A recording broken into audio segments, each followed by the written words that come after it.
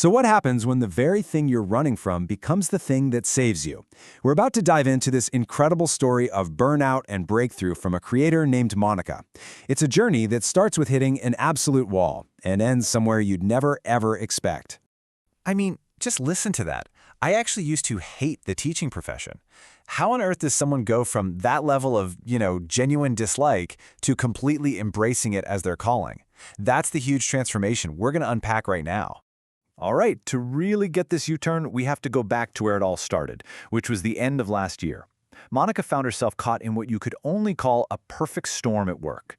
And this storm, it was coming from 3 different directions. First, you've got this urgent project with non-stop meetings. Then, boom, a sudden wave of 7 or 8 new students all at once. And on top of all that, a brand new university teaching job, which means weekly classes and a mountain of grading.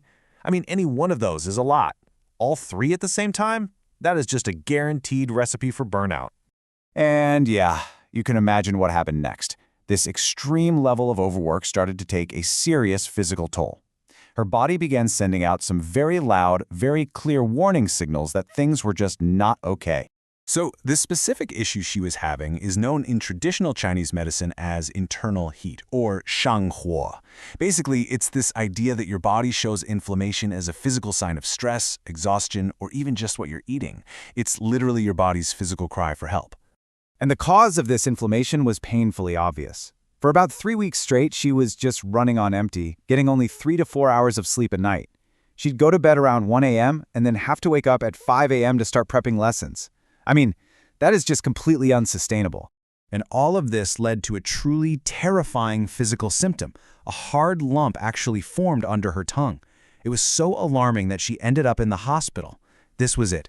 This was the breaking point. The moment her body physically forced her to stop and listen.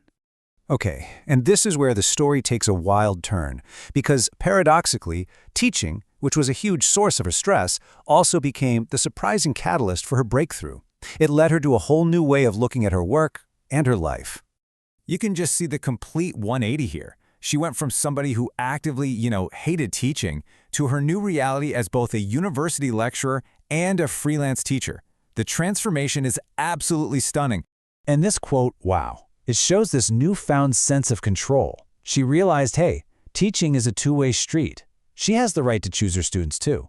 And this isn't about being mean. It's about setting really healthy boundaries to protect her own energy and just avoid those bad fit situations. This whole experience also made her look at language learning from a completely different perspective, not just as a teacher, but by really thinking about her own journey as a student.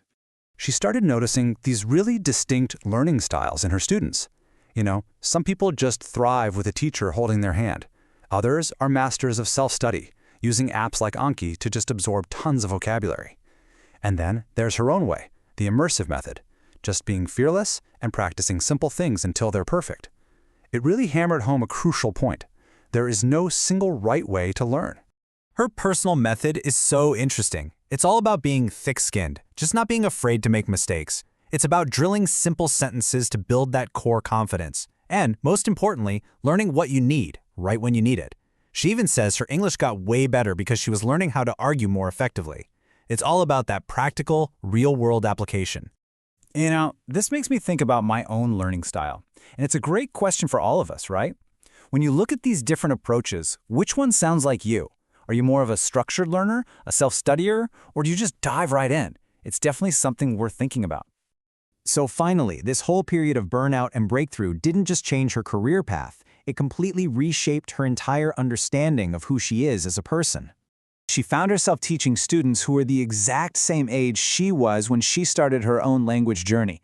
And in watching their struggles and their successes, she saw a perfect reflection of her younger self. It sparked this incredibly deep level of empathy and self-awareness. And that led to this huge aha moment.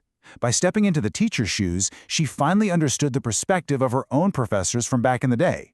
It just connected her past to her present in this really profound way, showing her just how much she had grown. And ultimately, she completely reframed a trait she once saw as a negative. What she used to call stubbornness, she now sees as being deeply responsible and principled. That drive to get the best for her students, that's not a flaw, it's her greatest strength. And so, Monica's story really leaves us with a final thought to chew on. It just goes to show how a period of intense crisis, a total burnout, can lead you directly to a breakthrough in who you are and what your purpose is.